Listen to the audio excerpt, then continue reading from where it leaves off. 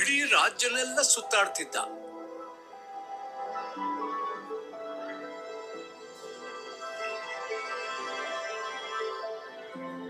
ಅವಾಗ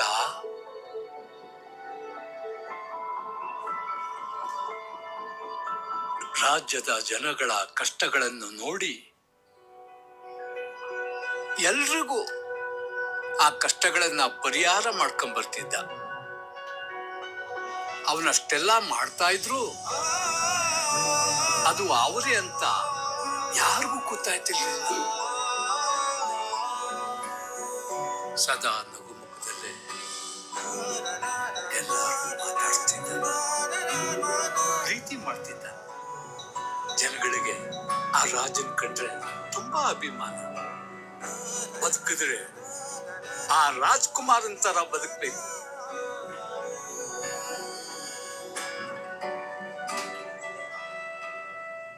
ಚೆನ್ನಾಗಿದೆ ಚೆನ್ನಾಗಿದೆ ಚೆನ್ನಾಗಿದೆ.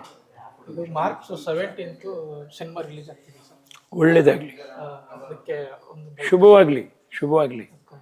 ನಾ ಕಂಡ ರಾಜ್ಕುಮಾರ ಶುಭವಾಗ್ಲಿ.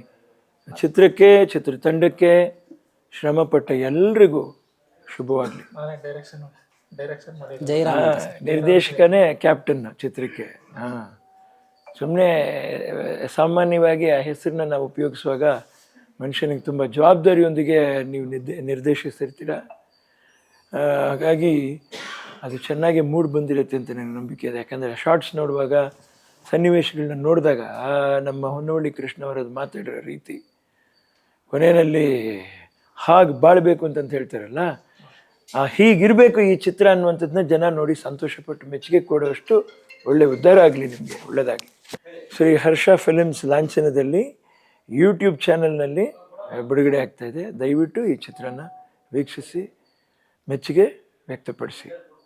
ತುಂಬ ಧನ್ಯವಾದಗಳು.